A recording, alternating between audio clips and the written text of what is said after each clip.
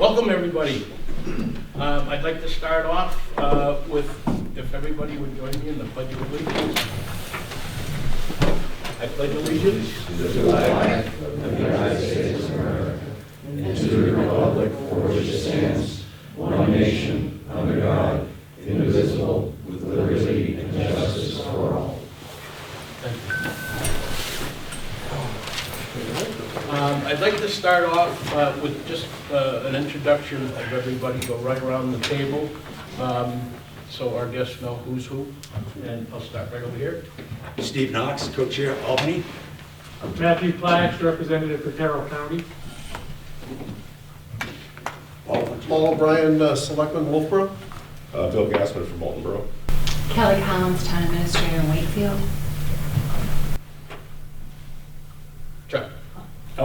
Chuck Henderson, Senator, Shaheen's office. Mary Cronin, Madison. Glenn Koppelman, representing North Country Council. Denise Roy Palmer with Waco, the Wentworth Economic Development Corporation. John Gallagher, Selectman from Ox Location. Rich Stacker, Selectman from Brookfield. Jeff Bradley, Senate District 3. Pat Farley from Tamworth, representing Lakes Region Planning. Jerry Kinner, House District 3 in Carroll County. And I'm Rick Highland, co-chair with Steve Knox. John Border, Eaton. Yes, thank you. I'm John Border from Eaton. Yes. Come on up and sit at the table. Yeah. Oh, We have a chair right here for you. it's crowded, that's all right. Huh? This is fine, I can see better. Is there anybody we've missed? And represent? Okay, thank you all for coming. We have some new representatives to the committee that I'd like to point out. Mary Cronin is representing Madison, and she's one of our librarians on the committee. We also have representatives now from Ossipee. Joy Gagnon and her husband Gary Gagnon will be our reps. I don't know who's the alternate, who's the rep yet, but we'll find out shortly. And we're still waiting to hear from Jackson and Bartlett. Matt is also the new representative. I'm getting there. Okay. I'm trying to We're in the crowd. Okay.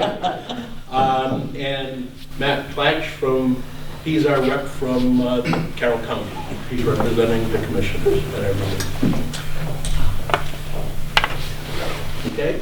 And at this point, I would like to introduce Kerem Durdag and Fletcher Kittredge from GWI.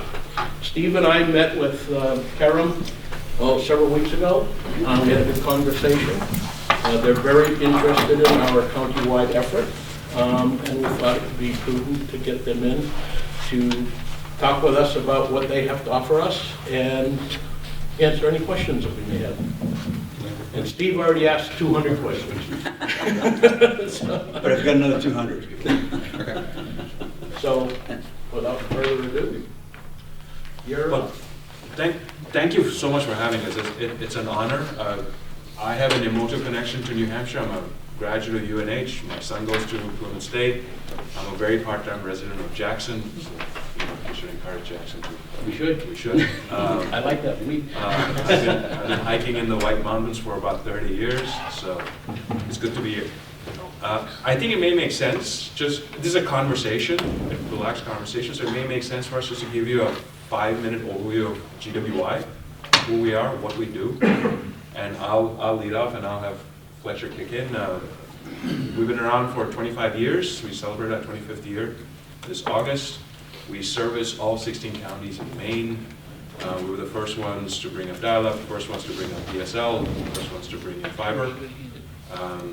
Fletcher and his work translated to what's called the 3-ring binary in Maine, which is the middle mile backbone, built in 2009, 2010.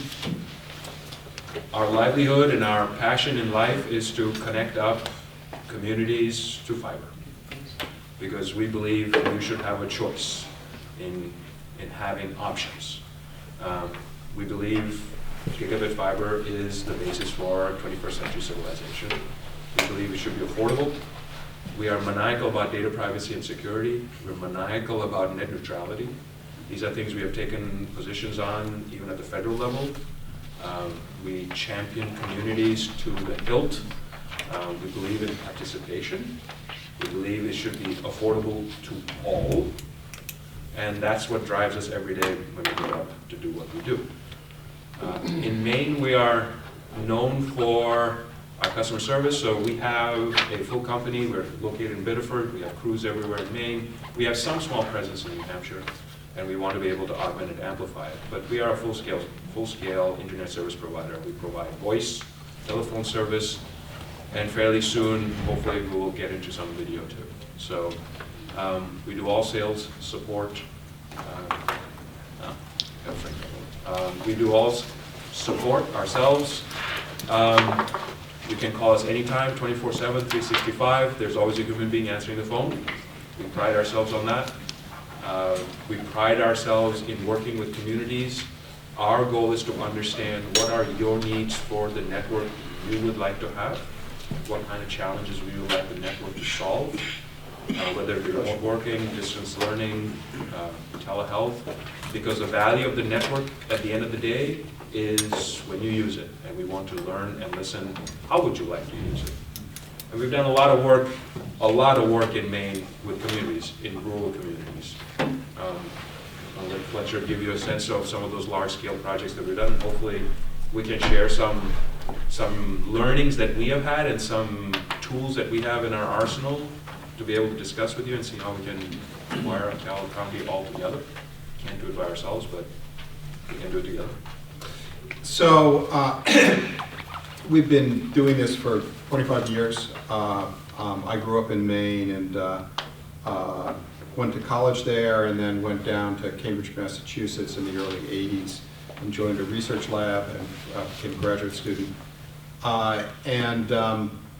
The research lab I joined just happened, and the project I was on happened to be building the original internet. Who was that? Bolt, Brannick, and Newman, BBN. Was there two? Oh, neat. What division? I was in the executive office. Okay. I worked for George Conrades. Oh, wow. I'll gotta check out your name again. So I did that, and then when privatized the internet, when ordinary people could start using it in the early 90s, I saw it as a way to get back to Maine, and started a company so I could have a job, and we've been doing it ever since. I think a key event was at the end of the Great Recession. There was a stimulus package, and we got a $25 million grant to build a $32 million open access middle mile network that runs around the state of Maine. It's called the three-ring binder. It's 1,100 miles, and it's called the three-ring binder because it's three rings and it binds the state together. So it hits. It's primarily in rural Maine. It traverses about 250 of the 500 towns in Maine. And the ones that aren't on it tend to be the urban areas that are well served. So it goes through a lot of rural towns, and it has been it's got some good points and some bad points, but it really has become a huge part of the network in Maine, and is used by many rural towns. Lots of them, probably still, definitely still a minority, but dozens of towns have gotten fiber networks using that network as a way to get in and out of town. It comes over into New Hampshire. There was another project later and crosses in Freiburg and Bethel. And I think on that Bethel side, the two networks come right up to each other, but don't quite compete. But it's middle mile is how you get from it's the interstate. It's how you get from your town to the outside world, and it is a major factor. And I'm also I'm an outgoing board member of ValleyNet, EC Fiber ValleyNet, and Carroll Monroe here that I hope many of you know, who's the, is your new role been officially announced? Yes. Okay, and is the new chairman of ValleyNet, which is the nonprofit that runs the network, designs, builds, and operates EC Fiber's network, and for other towns now. One of the things that EC Fiber, which is a really remarkable 24-town, we call them utility districts in Maine. I'm not sure if it's a municipally controlled, essentially utility district, which provides broadband for 24 towns, and the service there will be universal. Probably about, what you say, 2/3 of the way through the build out. Yep, we're just over 1,000 miles of 1,400. Yeah, okay, so even better than that. But one of the things that EC Fiber struggles with is lack of good middle mile access for an otherwise absolutely sterling network.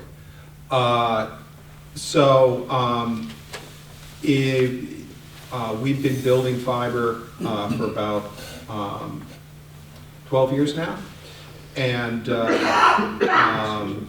lot of that work has been with towns, and we got into doing it with towns in the early days, and there wasn't a real model that everyone used at that time. So we've tried all sorts of different things.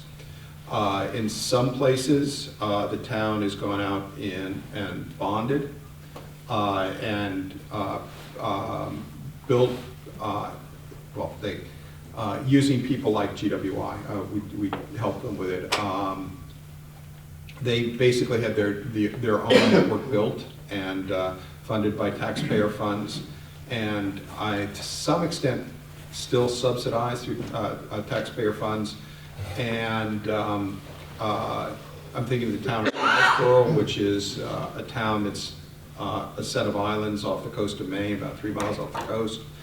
And they provide universal gigabit service to every residence and business in town, and it's available to everyone, and 90% of the population takes it. It's been operational for a couple of years, so after 2 years, it's referred to as the penetration rate is 90%. A big part of that is there are no options, and the reason they were willing to fund this in the manner that they did, there were basically 2 reasons. The first is they saw it as an existential crisis. We have really become a network-dependent society, and communities that don't have broadband, what we're seeing is that they fade away. And this was an island that was literally looking at the fact that they could not retain school-age population, so they were going to lose their school, and if they lost the school, inevitably that's the ultimate death knell to towns. And what they were looking at is becoming just a summer community where there were no year-round residents. They built this network, and it's been highly successful. So the first reason they funded it themselves is it was an existential crisis. The other was they have a lot of very wealthy residents who are not residents, summer homeowners, summer people, and multi-million-dollar estates. A-list celebrities have summer homes there. And the summer people were quite willing to essentially pay for the network through their taxes, because they're dependent on the network, and their ability to use their summer place was limited to some extent by not having network access. They charge $365 a year for gigabit access. And the reason they charge it annually is so the summer people can't buy it for a couple months and turn it off. That works out to $60 a year, $30 a month. And for those who cannot afford that, which is, the town subsidizes through a charity fund they have. So that's one way of doing it. In other places, such as South Portland, we have, the town wanted to connect their buildings together on a municipal network being, for the internal purposes of, this is a city, a small city, about 20,000 people. They wanted to tie the buildings together. So, and they've been doing it by the cable company. The cable company significantly jacked up their rates, and they said, wait a minute, we're a town, we can take a long view. If we essentially build the network ourselves, we're gonna end up ahead after, say, 5 years. So they put it out to bid. We were both the low bidder, but I think what really attracted them is we said, look, we're gonna build this network for cost. Our purpose is to actually serve your residents and businesses. So we're not only gonna serve your town buildings, but we'll also make, anybody can connect up to this network. And also we'll build an open access network, which an open access network basically means that you don't have a monopoly, but you make available on reasonable terms that motivates people to use your network, the network to other people. And we first did that in 2014, I think. And every year since then, it started out with just a few miles because it was the town center. Every year since then, we've extended it. And basically, we have a network that reaches, essentially a backbone that reaches throughout the town, and we're starting the process now of building out to individual neighborhoods and an organic process that is going to lead to eventually us serving the entire town. Then let's see, and we've done that model in about 3 or 4 different towns: Brunswick, Ellsworth. That was a little different in Ellsworth, Augusta, and then in Sanford, they went for federal funding through a block grant, economic development, EDA block grant, and that's about $1.5 million project, and they were not on the 3-ring binder. The 3-ring binder, basically, they got screwed. And our first conversation is when I got to go to the town, I said, I'm really sorry that you guys got left off. So they're the only major town that wasn't, and they just as the highway passed them by, the superhighway passed them by, so they decided that they needed to get connected so they could have the same advantages, and their drive was to keep the businesses and grow their businesses. It was business focused. So they built working with us and others, built a 35 mile network that connects them to the 3-ring binder, and then is a ring around the hitting up the vast majority of their businesses. And that went live this year, and they are already looking to extend it to more parts of the town.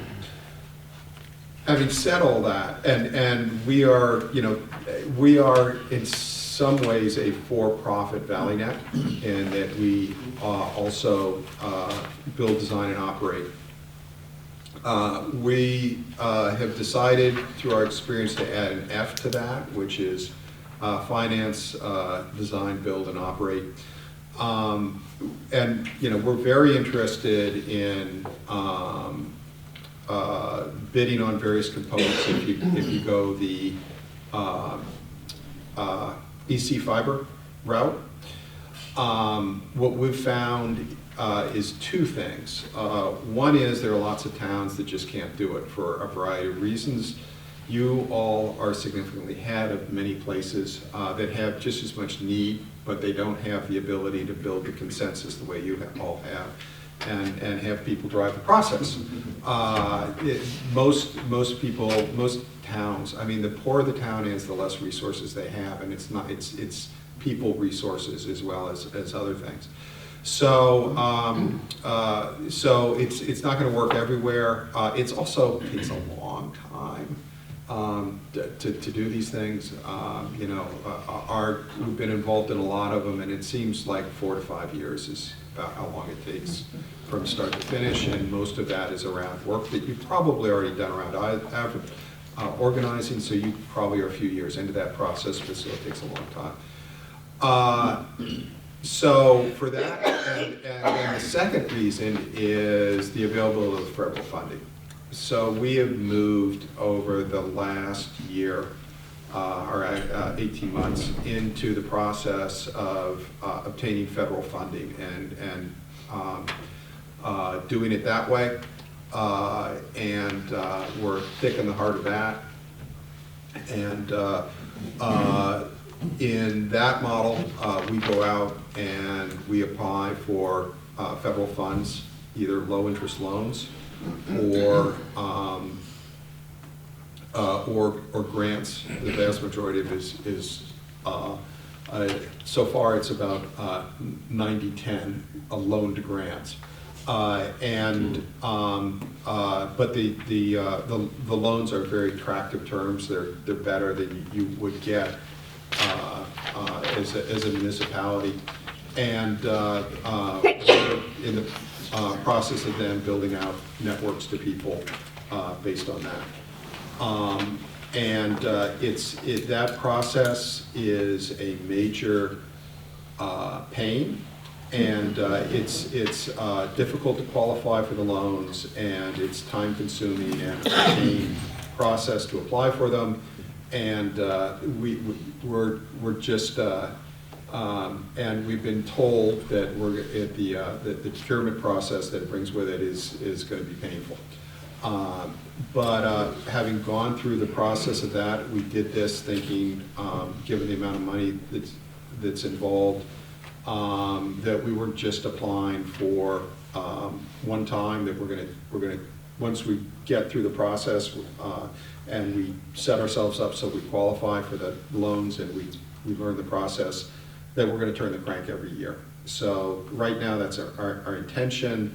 The first loan we applied for was a year ago, and we're in the season where they're telling us now. People are being told who doesn't get the loans, and so it takes that amount of time. And the window is closed now. It will be opening up in the new year, and we have every intention to apply again, and would love to be able to find someplace outside of the state of Maine so we can stop just being a Maine company. So that's one of the reasons we wanted to talk to you all. The EC fiber model is really great, and it has a lot of advantages, and what we're doing is also a good model, and it also has a lot of advantages.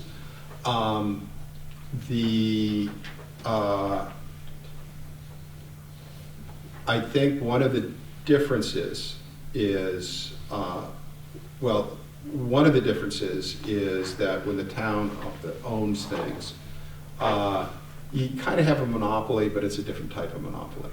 And one of the things I think is that the nation has not been well served by having private monopolies provide these services. Again, we are becoming a network-dependent society, and it's going to get the dependency is going to grow all the time. And having a key resource where you have an essentially unregulated private entity manage it or own it is a real problem. You can't have a key resource that you depend on that someone else controls, and they can wring as much money as possible out of you or provide bad service, and you have no choices. And having the town there, you get a different dynamic. It's still a monopoly, and since many of you are in town government, you know that, public institutions, sometimes they work really great, and sometimes you end up in a situation where the people who are, plowing the roads or whatever, put their interests ahead of the public. But it is a heck of a lot better than having a private entity. So that's great. From what I've seen so far, there are two problems with the EC fiber model, one of which you don't have. And the first is it takes a lot of energy and input from the citizens to get the bootstrap the thing up. And the second problem is it's more expensive, and that can end up with an effect on prices. So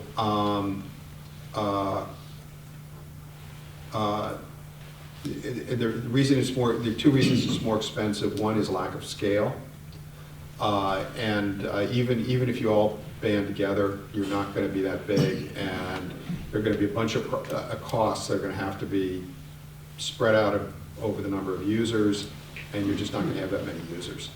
The second is the cost of money is higher if you're using the federal funding. So when I think of EC Fiber and what they have to charge to make the bondholders happy at this point, it's about roughly 50% more. I think between 30 and 50% more than what we can charge. And having been on the board and knowing the sorts of things that have to get done to maintain bond covenants, it's just what you have to do. Even though EC Fiber ValleyNet is an extremely efficient organization. We always are looking at them and saying, geez, their staff is so small and they get so much done. It's still hard because they've got to have a person who fulfills a role, even if they've only got 4,000 customers versus a larger number.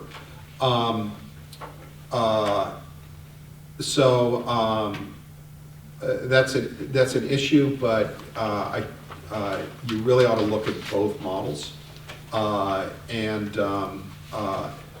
The larger you make, and I think one of the things that I think ValleyNet really demonstrates is the larger.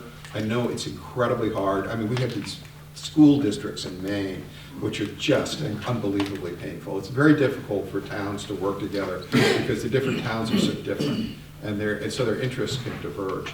The bigger, to the extent that you can pull it off, the bigger you make your organization, the lower the costs are going to be, the lower potential the prices in the long run can be. The other thing I should say about EC Fiber is the bonds that they floated were relatively short term, and that's what the market required. With longer term bonds, particularly with low interest rates, you don't need as much money to pay them off, particularly in the beginning. EC Fiber in the long run is going to benefit from that, and though their prices are high now, and which I think impacts their take rate, I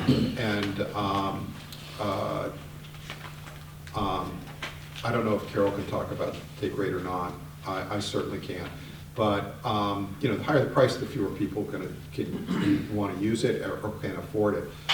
In the long run, being a town-owned, their prices should come down significantly when the bonds are paid off. It would be my guess, and I'm not on the board anymore, and even if I was, I couldn't say, but there is that potential.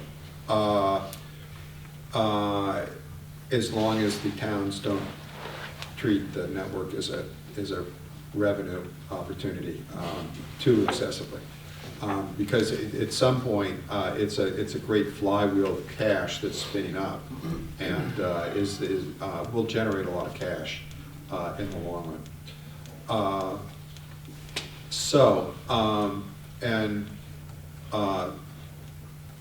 That's what strikes me about the two models. But I would say what we see that is just this absolute explosion in fiber, building fiber networks to towns like you, either through because of the Valley, people are seeing ValleyNet and EC Fiber and what they've done, and there is a viable model.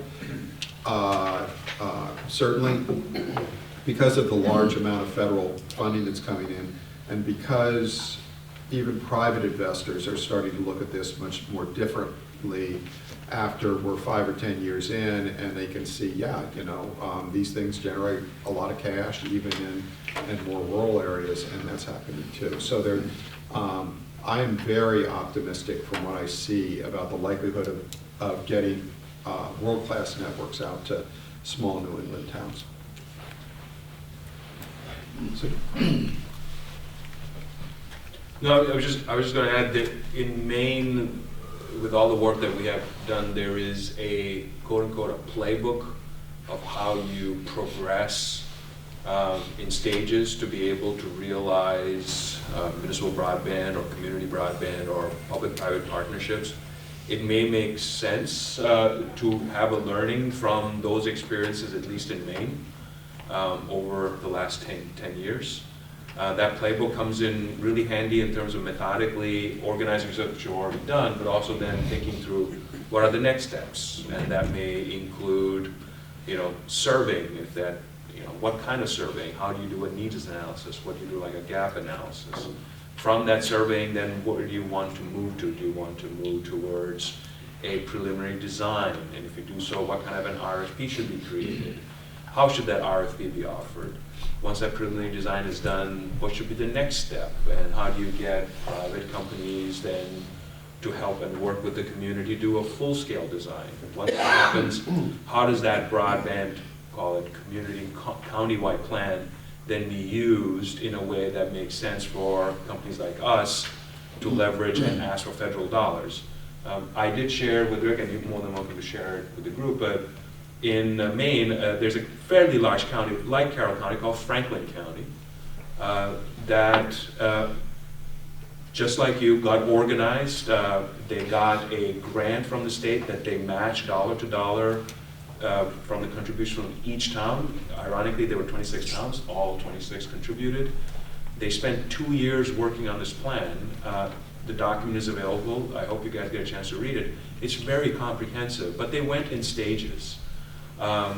They went and did the survey town by town. Then they did a survey of the existing infrastructure. Then they did an understanding and a need analysis of what does the county want in terms of an infrastructure that accomplishes certain goals. And they identified those goals. Once they identified those goals, they did a very large survey after that. So if you look at the document, there are various sections to it. There's a very large community participation section, which is not just the surveying, but the multiplicity of the town hall meetings they had where individuals contributed their perspective. The key one being the actual speeds that they get today. And that's really important because that's the data that we use as a way to articulate this is the need that exists out there. So one of the things that we have been able to use that massive study for is the federal funds that are available, they usually fall into these two very large buckets. One bucket says the data that you use to qualify this area is contingent on the FCC maps. which you all know are broken. Which you all know are broken. They're erroneous, deleted, so that's one big bucket, and that's a very large bucket. And we fight that every day, trying to convince the FCC that you've got to just update these maps. And that's a process. So that's one. There's another bucket which says, we understand these maps are broken, so why don't you tell us what the actual speeds are? Assert that from community and yourself. And now we will go and actually double check that. And if you're telling us the truth, hallelujah. If you're not, we're going to hold you accountable and tell you why you're not, and then prove the fact that you got something wrong. We like that bucket because that's something that, working with the communities, we can actually collect that data and say, this is what it really, really is on the ground. And once you have that fact, now other things sort of bloom and open from that kind of funding opportunity. So that all happens because of the community participation, especially at the county-wide level. When you have that mass of data, you know, as much of a pain in the rear it is with the federal government and working through those processes, it becomes a little less friction, a little more frictionless. Because now you have people participating and saying, this is real, it's not something we made up. Not to mention, that's also a tool the county and participants in that RFP process can use if somebody says, like the incumbents, you know, we actually provide service. Well, here is the data. So if you do, that's great. So let's talk about the actual on-the-ground data. So it gives it another tool to be able to access those kind of large-scale funds. Furthermore, because of that data set, making and building and operating the network, you get to optimize it because you know where things need to go, right? So we get questions. So you know, I have a driveway 3/4 of a mile long into the woods, or you know, I'm in a trailer. Can I get that connection if you build this? And we have an honest conversation. We say, well, it depends on what you would like, and let's talk about that cost because there's a certain cost to getting it everywhere. So if you know where the speeds are and if you know where the citizens are, you may say, I can get to 99% in this fashion with this cost structure. That 1% that's an outlier, how do we work together with the town or the county to get them that last piece of the puzzle? The other thing the Office of the Speeds does is that we overlay the socioeconomic data that, you know, we plow through census data like breakfast, which is not advisable all the time. But the reason is we want to do that is because we truly believe that there is a segment of population, and I'm sure it's here, in Maine it's about 15%, that's at or below the poverty line. You cannot build a network to everybody and forget that population. It's not fair, it's immoral, and it's unethical. But we need to do it in a way so that it's also affordable to them. So how do we make it affordable? And so one of the goals that we have is working with the county, working with the towns to say, if we built this network and we got it to them and it's affordable, what kind of services would they want? And we have come to the conclusion they need to get equivalent services. So if their affordability rate is $20 a month, they should not be just getting a 30x3 service or a 10x1 service. They should be getting 100x100, whatever that service level is, because they need to get this same level of equality. And it's our job to make sure that we're not unnecessarily, unintentionally contributing to an even greater economic divide. So we need to participate in that. So that kind of a data set comes out from that county analysis. And it's hard work, it's grunty, it's gritty, but it needs to get done.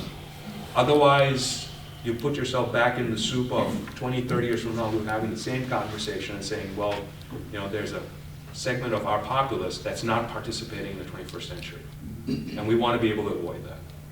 So that playbook comes in very, very handy in that sense. Okay, a few things. First of all, key point I should have made about the EC fiber model, which you may all understand already, but just in case there are people in the room. It is revenue bonds and it is not backed by the full faith and credit of the towns. So the towns control it. But if for whatever reason it didn't work out, the towns would not be on the hook. The only recourse for the bondholders is the revenue generated by the network. Two, it is much easier for a company like ours to access federal funding, but it is also possible for some programs for entities like EC Fiber to access federal funding.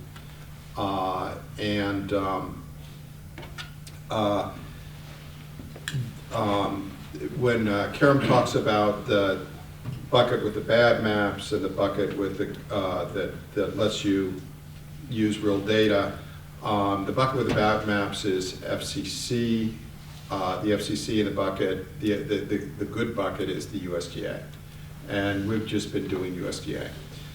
And I could go into more details about federal funding if you care, but I think it's really interesting, important information that you all understand at some point, but it also could take a little time right now. So let me know. Ask questions later if you want. To get back to what Kerem said, all those good social aspects are and ethical and all that's true with having a network that's affordable by anyone. But I would point out there's very practical reasons to do that. The first is the benefit benefits to society if not everyone's on the Superior network are limited. If a town can count on being able to deliver service because everybody has 100 megabits or gigabit, the town could do things in more efficiently because they can do that. I mean, you can stream meetings or whatever. That's particularly true when it comes to delivery of education, which is a traditional major responsibility of towns. Probably school budgets tend to be the biggest. You can't have I think you're setting yourself up for trouble if you have a situation where 10% of your kids, everybody else has great access and 10% of your kids don't. You really can't use it in instruction, and that's a problem. I mean, I guess already there's a real problem with the quote-unquote homework gap. Finally, just in terms of cost to society, the people who benefit the most, who have the most potential benefit from a Superior network are the people at the lowest end of the society. Their ability to access to work, to access education, to access social services is greatly enhanced. And the cost to society, the cost benefits to society raising those people up are because,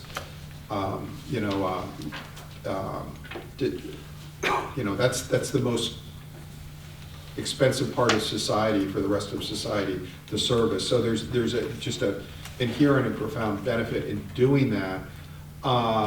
So all that's true, but another thing that's true is what we're talking about is referred to as digital inclusion, which making sure everyone has, for some base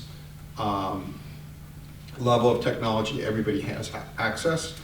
A very related problem is digital literacy, and it doesn't do any good to give someone access to technology if they don't know how to use it, and they don't know how to find a job using it, if they don't know how to access education or whatever using it. And the thing about digital, and I believe that towns have a major role, as do we, in promoting digital literacy. But the thing about digital literacy is everybody needs it. I have 2 advanced degrees in computer science from Harvard. I spend all day, why can't I get this thing to work? Or how do I do this? How do I do that?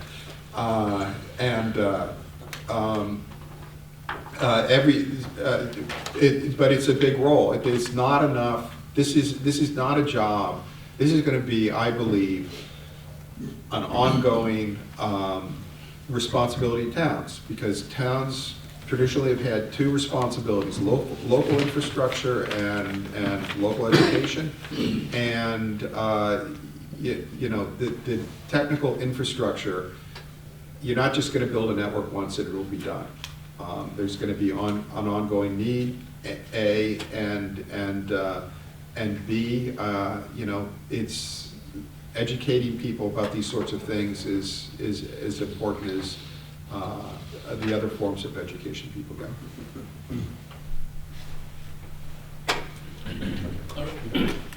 Just one thing.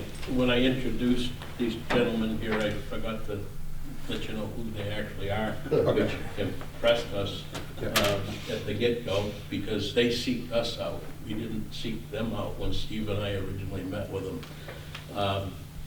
Fletcher is the CEO and founder of GWI, and Kerem is the president and COO of GWI. So I just wanted to make that point, and at that point, I'll open it up to any questions. Jerry? I just on something you were just speaking about a few moments ago, I want to get into the weeds a little. You talked about the discussion of using the FCC maps, which are useless or based on actual speed of service. Now, when we look at how we gather that, I wanted to figure out how do we really gather that. We have, in the last meeting, and that's attachment 2 of the minutes, talked about the information for feasibility and planning, and are still stuck on the RFIs to get the FCC 25 down, 3 megabytes up. But we all know that even if you are served with that, there are times your internet runs a heck of a lot slower than that. And so when you want to gather this data, real data of actual speed of service, are you doing internet speed tests at these locations? How Yes. do you pull that off? Please cut me off because I tend to go on and on. I want to just set some background. Everybody at this point, across the political spectrum, across all organizations, understands the FCC data is bad, and that includes the FCC as a data. So they are starting a new process. Unfortunately, it's not going to be ready for another 12 months to try to get more accurate speeds. And it looks like the new process answers many of the criticisms. And one of the things for at least some of their stuff that they're doing is they're taking times of day into account. So they're saying it's not enough that you can show at 3 a.m. this person gets all the speed but time of day matters.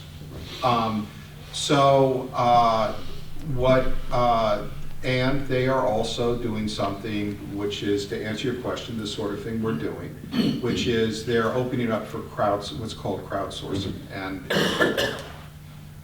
if you're not familiar with the term crowdsourcing, it means gathering data from the crowd, having individual people report the data rather than going out and having a census or having the ISPs report, which was the big problem. Right now, they say, well, how fast is service there? And Consolidated or whatever the cable company is will say, oh, it's really fast. Awesome. Yeah, right. Exactly. So they're moving away from that. There are and the notion there's a lot of good things. They're moving away from reporting on census blocks where all right. So they're not doing that. They're using GIS maps, shape files. They're allowed crowdsourcing, and they're allowing time of day. And the crowdsourcing is what we've been using, and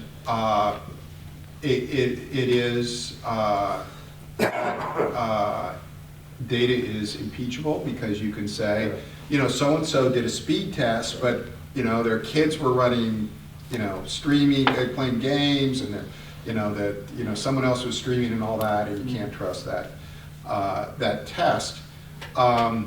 The answer has been, and that is true. It's a valid complaint. You can't. But it's probably actually the most accurate data because there's so much of volume. I mean, so many people do speed tests. And there are millions and millions and millions of data points. And you can say you get a pretty good sense, even if individual data is accurate, and overall it's good, A, and B, it's much more dependable when you say it's relative. And I can't stress enough, relative speed, I believe, is the most important measure. It doesn't matter how fast it is in Carroll County. As long as it's as fast as it is in Boston and New York and Portland, Maine, you're not going to be at a societal disadvantage because everybody, you got the same speeds as everybody else. So you can say, look at how fast it is in urban areas and look at how fast it is in Carroll County. People are used to running their business or whatever, or all those sorts of things, and in a fast place, they move to Carroll, they're going to be at disadvantage. Staying in the weeds, though. Okay, yeah. Getting this data, Yeah. because I think we tend in this group to be a relatively impatient group. We got some good leaders who have been pushing us along. To wait for a year hope, the FCC finally gets their act together and does something, and then starts gathering data. But you said this is what we've been using, so you're present tense in that.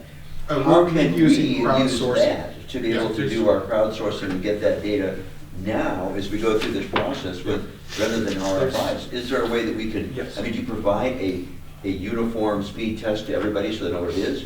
Ask them to do it? How do you get out the word to all the people to do it? How do you get the data back?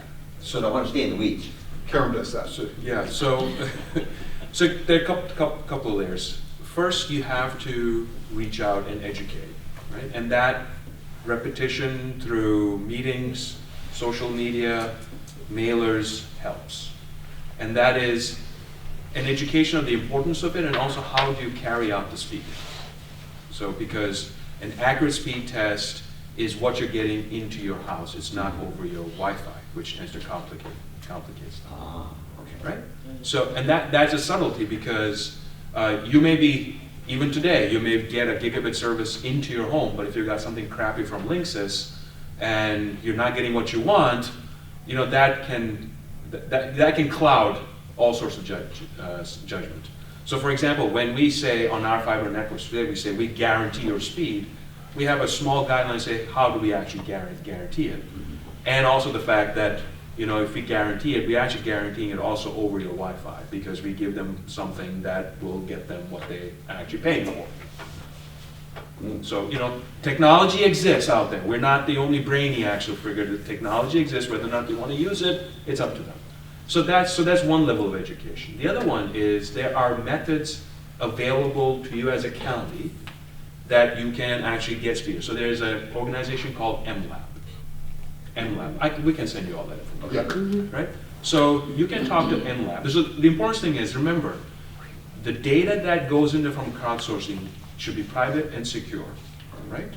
So if you're going to share that with other people, you have to make absolutely sure that that data remains private and secure, and that what you're sharing is on an aggregate level. So when we ask for the county to give us data, we are making sure we don't want names and address. We don't want that, right? Or if we do it ourselves and somebody asks for it, we aggregate it. We're not giving anybody's information. Right, so if we put it together and the county asks for it, we'll say, here it is, but it's not going to have any names or addresses. And we're not interested in getting your data that has name and addresses on it. So you would do this for us? That's what we can. So if you do it, there's an organization, you can use MLab. Right. If we do it, we use our infrastructure to get that speed test, which is pretty much the same infrastructure as MLab or another one called Ookla. And we'll get that. We talk with people and say, you need to do it 3 times here, you know, because you want the average data set.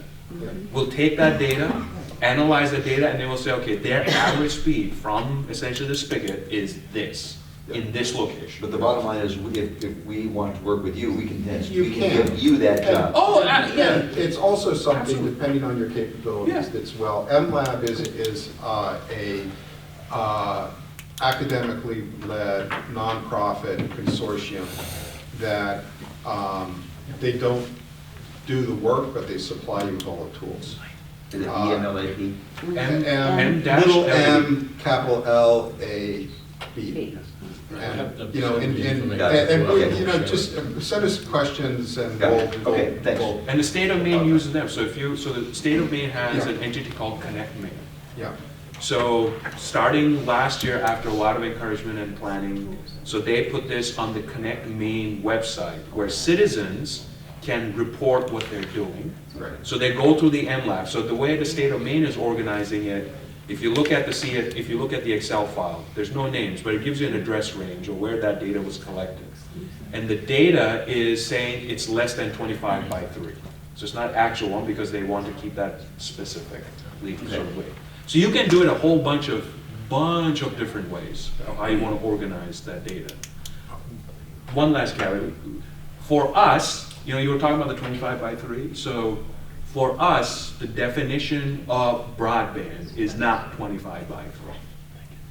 You know, it's just not. What is it? It's 100 by 100. 100 by 100 today.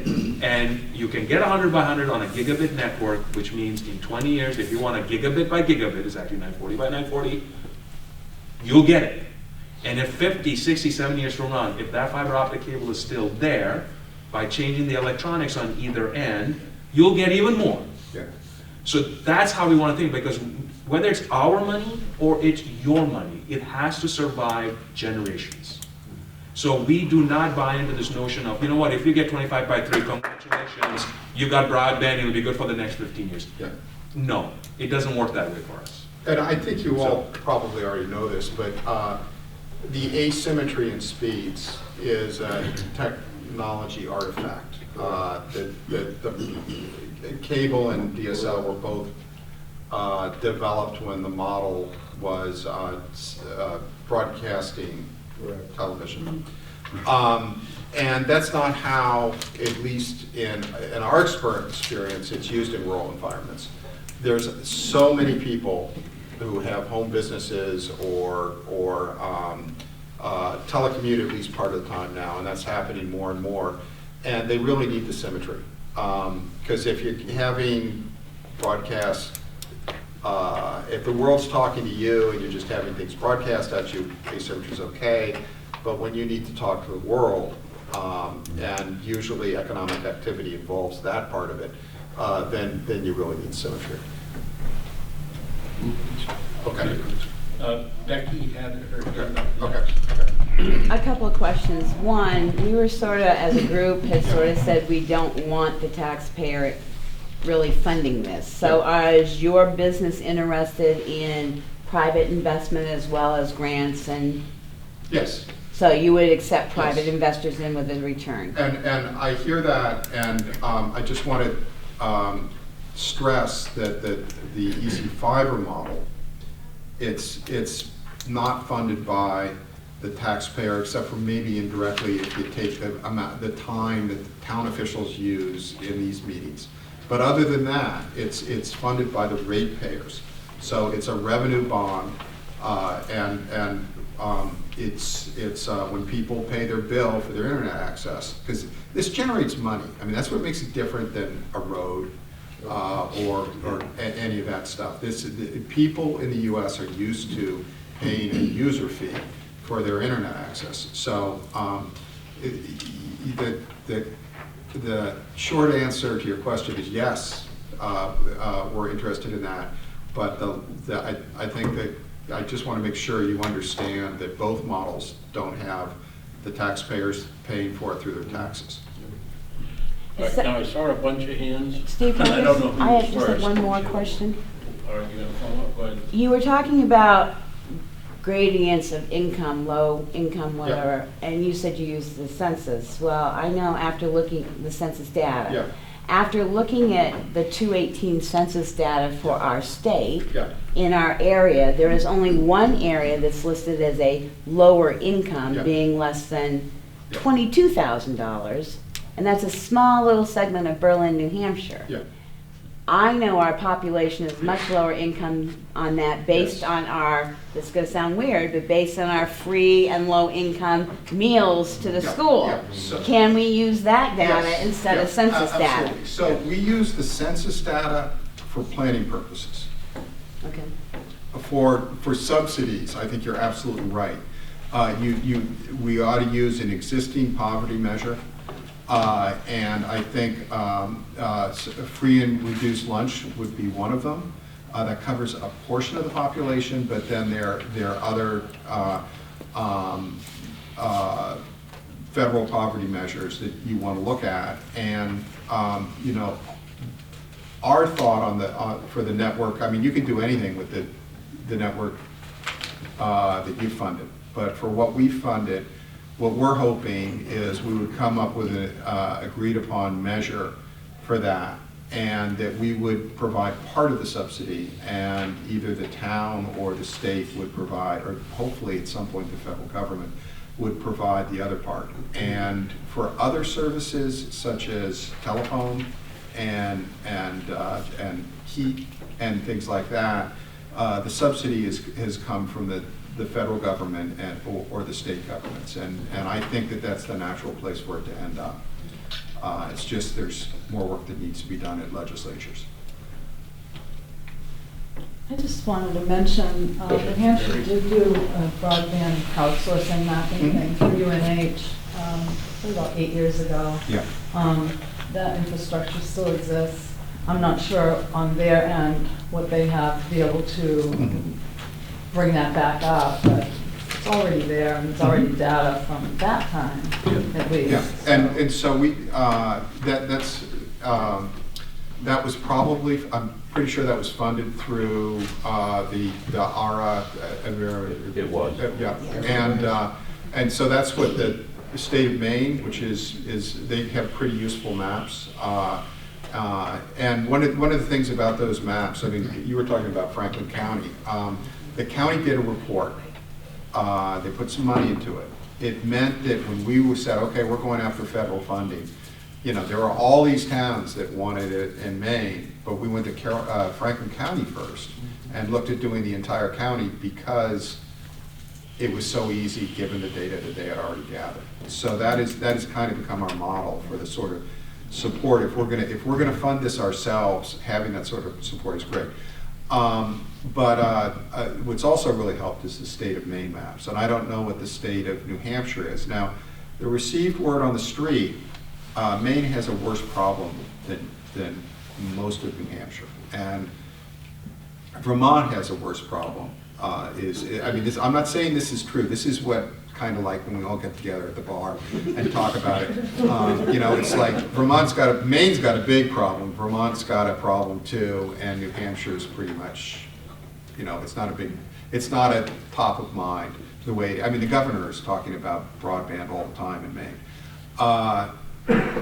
So I don't know what the state level resources that are going into this and whether they would maintain the maps. But it is, again, the role of government traditionally has been to be the people who gather that sort of kind of society-wide data. And the problem that what we've found in working with towns is we're willing to do all the survey and all that, but you call someone up at night and you say, hi, I'm from an ISP and I want to know how fast your internet service is, click. So, whereas if it's a town saying, hey, we've heard complaints about internet service, can you do this for us? Their response rates are literally an order of magnitude greater than if we try to do it as a private entity. And one of the things that's actually in your favor is we had great luck actually in election cycles, where we worked with the town and we actually had a booth at the voting board and with the town. Card table and a couple of volunteers with clipboards. We had volunteers, clipboards, we had iPads out, and it's a great place because you interact and they ask questions, but it's also a place where they're coming in with a sense of, okay, I'm coming to vote. So the psychological hurdle to actually engage in a conversation is less, and especially when you're with town community members and town leadership at those voting booths. It's an amazing experience because they participate, and you're also saying to them, why are we doing this? Yeah. So 2020 could be an interesting, November 2020 could be an interesting data gathering. well, I can say that when they had this I Want Broadband NH initiative, we did it at the library, we promoted it there, which means it's not just an election day, it's every day the library's open. We got some pretty good results. Yes. We showed people how to do it, and they went home and did it. And said, this is important because, you know, you don't like it when it's slow. Yeah, that's great. So that's just great. to, you know, the crowdsourcing can happen a lot of ways. Yes, absolutely. And the libraries have that credibility that we just can't bring to the table. Chuck? Last week I was at a Senator Shaheen staff retreat in DC, and my first meeting there was with NTIA, and they were sharing all the information on their new mapping tool, which is kind of interesting hearing what you've just been discussing, because this had 100 layers of data, and it was crowdsourced, a lot of speed test data, data from ISPs, socioeconomic data, so it's all together. And since you are from Maine and you're one of the first 8 states to participate in the pilot round, can you tell me how you will make use of that? And I know it's not for commercial use, it's for policy use, but you're one step away from being able to. I hear you, and the thing that I think a key thing, since you're in the federal level, that you'll probably understand it's really sad is the NTIA stuff is superior, but it's not being used to award funds. They use the FCC data to award funds. So but the FCC is talking about moving much more to the NTIA level. In terms of how the state of Maine is dealing with that, that is being driven by the Connect Me Authority, which is a tiny little state organization that's to promote broadband. The executive director of that is a very effective and knowledgeable person, Peggy Schaefer, and the details of that, I'd love to set you up with her. So because she's in charge of doing that. And feeding the state, the map, the data gathered by the state of Maine into the NTIA's map. Carroll? I just wanted to remind you that, you all, that yes, we have in the state the ability to do these RFIs at the town level, requested by the select board. And it is a precursor to doing any bonding, but they're not necessarily connected to, it doesn't guarantee you're going to do bonding if you do your RFI. So the request for information to the existing carriers in your town will yield a baseline. It's going to tell you how many individual homes and premises and at what addresses they can get whatever speed of DSL is available at that address level. It's the same database that's used if you were to call and say, I want broadband at my house, what can I get? That's the same database they use internally from Consolidated Communications. And so you're getting, it starts off being a baseline. Does that mean that I'm supposed to get 10, by the way? Do I get 10 every day of the week? No. But it does tell me that I can get up to 10. And it doesn't say I can get 25, because I can't. And I can't literally get 25. The cable companies are also supposed to respond to that RFI, and there has been some difficulty with that at the state level, so there is some LSRs that are going to hopefully shore that up a bit this time around for that purpose, because the language within the RSA does not say it's imperative that they return that data, or what happens if they don't. And so either it needs to say that they must provide that data, or if they don't provide that data, then we all can assume that you can't get 25.3 at all those locations. And I'm not sure that the cable company will want that to be the case, right? They wouldn't want to assume that, because you can only bond in this state for locations that cannot get 25.3, the federal definition. And it's defined as the federal definition. So if that were to go up to 100, then that would also open up that. It's pointing to the FCC definition of broadband within the language. So it is important, I think, that we do the RFIs for each town and get that data back, and at least start with that as a baseline that has to be then checked.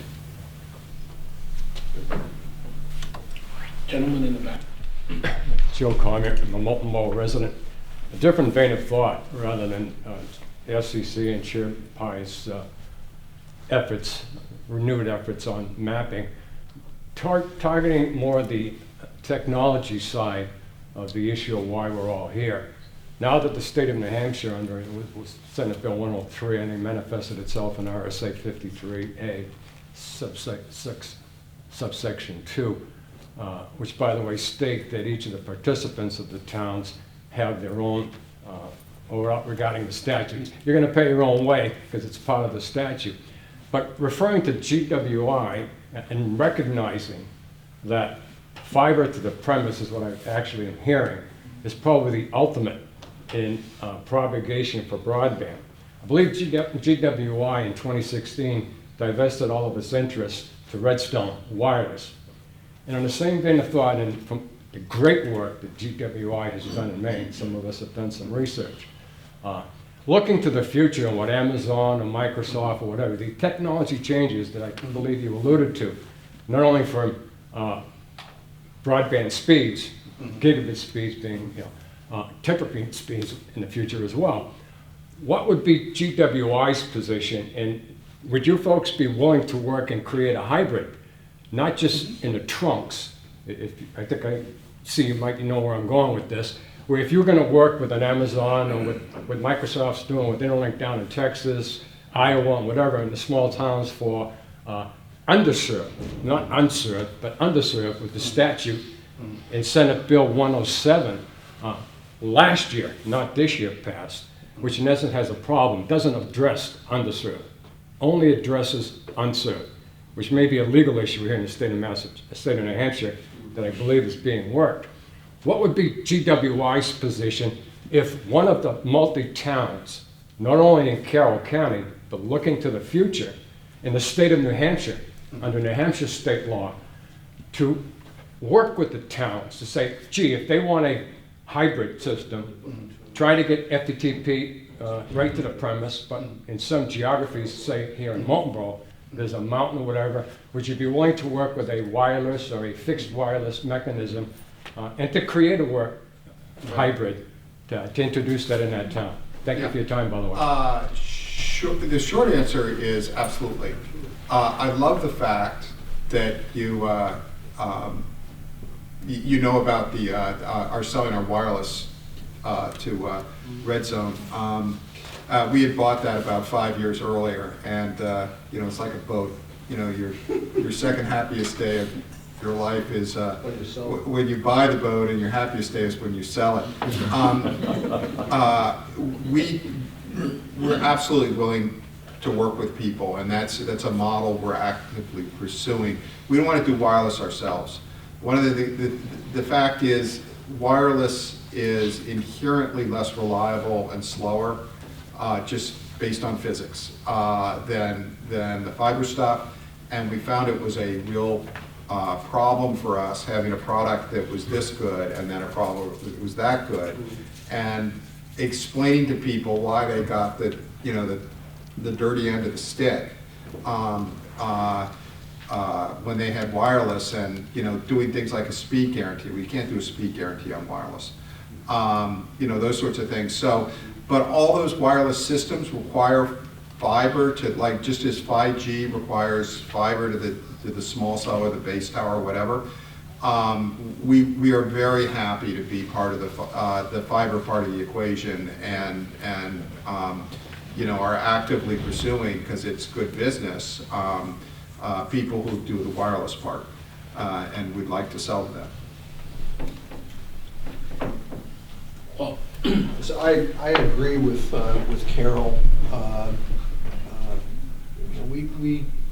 This takes time and it costs money, but this is what we did. We just said, whatever takes place in Washington is going to be exciting and fun, and we're all going to be thrilled when it happens, period. And it's not to be mean, but I mean, the FCC churns. They churn. I got it. We've all been down there talking to those characters for a while. So what we've done is we've gone out and done the mapping on the wireless side. And we've sent out the RFI or Q or whatever the right term is. We voted last week to do that, so we sent them out to consolidate. And we sent ours to Atlantic Broadband, because we're not served by Spectrum. And they're going to get us something. And we're not going to take it for granted that that's completely accurate. We're going to take then the next step, which is going to be, we're going to crowdsource the data. We know that in the downtown area, if they say it's 100 megabits, it's probably 100 megabits. But when we talk about being out in different parts of our town, it's probably not. So we're going to do it step by step, and we're just going to get to the point where we're going to say, pencils down, we got what we got, we know what we got. And that's kind of our approach to this, because I don't think there's any NTIA silver bullet or FCC. I don't think there's any magic wand that gets. I don't think that happens. We're just going to take the data, learn from them, and then we'll crowdsource and get where we are. We should be done with that effort probably in a few months. Never going to know almost down to the address. Although we got to be careful about talking about where people live and stuff like that. We're a little worried about that. But we'll know down to the street what we have for capacities, and then we'll just go from there. So you got it. That's a really good point. On in Maine, we have something that's good and bad, which is the mapping is based on E911. Right. And at least for us, in Maine, we use street segments, Right. not addresses. Right. And so we end up with the data, it's fairly fine-grained, but it's street segments, which means you can't say, okay, so-and-so's got that to their house. You take addresses out of it. On the other hand, you can have a situation where it's a long street segment and people have good broadband on one end of the road and they don't on the other. The next thing that, as you do assessment, the next thing I would recommend we think about, you physically think about what the network should look like. What desired speed you'd love to have. That's kind of the ambition setting. But then when you get down, as you say, Jerry, you want to get in the weeds. You want to get down to, okay, so I want to do a www.amazon.com. How long does it take to get there and get back? So you start doing routes and pings, and you do all the techie stuff. Because at the end of the day, you have a great fiber network, but it doesn't get to where you want to go fast enough. Even though the speeds are awesome, it really doesn't work. So that's something you guys will have to help us with, is pop locations. I'm getting technical, pop locations and access points and how we get on the backbone networks and get out there into the brave world of the internet, and then come back with relevant information. So coaching here, writing down kind of stuff we should learn would be good. On latency measurements, that's really important, and one of the things that's really fascinating is that the feds are talking about doing that now. Yeah. And for anyone who gets federal funding, you're going to have to monthly report on speeds at different times of day and latency. And they're defining latency to be, they pick the top 20 kind of tier 1 providers, which used to be called, kind of backbone providers. Sure. And you have to measure your speeds to... BBN was a tier 1. Yeah. BBN was the only tier 1. That's right, as well. You're required, so they're measuring latency latency now as well as gross speeds. And for people in rural areas, if you've ever had to experience satellite, you know why latency can be a problem. You can, in theory, have a lot of bandwidth. But if the latency is low, there's many things you can't use it for. Right. Yeah. For me to get email to Steve on the other side of town, it takes almost a day. That's latency. Next question. That's a long round trip. I had one other question on your open concept. You said that you make an open connect network. Carroll County started because, I'm going to say this, and please, representatives, don't take it offensively, but we know New Hampshire is well served from Concord South. Yeah. If you talk to anybody from Concord North, yes, when they look at New Hampshire, they look at Concord South. So to say that New Hampshire is well served, not as bad as Vermont and Maine, that's true from Concord South. It's very true. On an open concept, if Carroll County started this with the Open Connect, could that mean that that connection could eventually move up to Berlin, move up to Lancaster, move up, bring more towns in the northern tier so they didn't have to start from scratch like we're doing, but continue to build the network northerly? So you've got a northern... On top of her, we've had contacts from towns north of us that wanted to be involved in Carroll County. Yeah. Well, there's no reason from my perspective that you do it on a county border.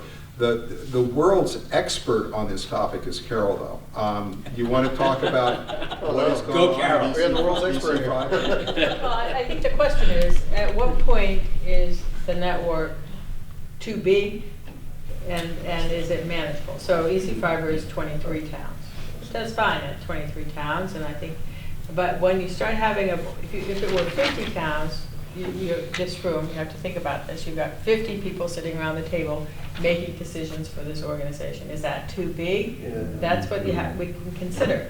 But as you can see, what's happening in Vermont, though, is these districts are called communication union districts, are sort of being started in all areas of Vermont. And so they're not joining EC Fiber to make one big district. They're just creating another district. And since there's a playbook to do that, then it's not as hard as when EC Fiber did it. And so they're able to pull together communication union districts and start looking at that as a district. So if we do Carroll County, and it doesn't have to stop at the border, it's just a district, then they can replicate that in another area of the north, and it can be run and organized by the same, outsourced to the same company. Yes, that's the key. To run it, so I guess I Valley don't Net understand is going to run a the few. open access. I don't think, I think that's different than open access. Yeah, I We should don't, describe it. yeah, I don't understand what. Okay, so the three-ring binder was a very successful open access network. And what the three-ring binder did is they said there's dark fiber available to any carrier for a set rate, and everybody's treated equally. And they ended up with close to, the last time I checked, close to 36 different companies of, some of them multinational, some national, regional, and some of them very small. And basically what you say is you're not going to have access to fiber be the monopoly point.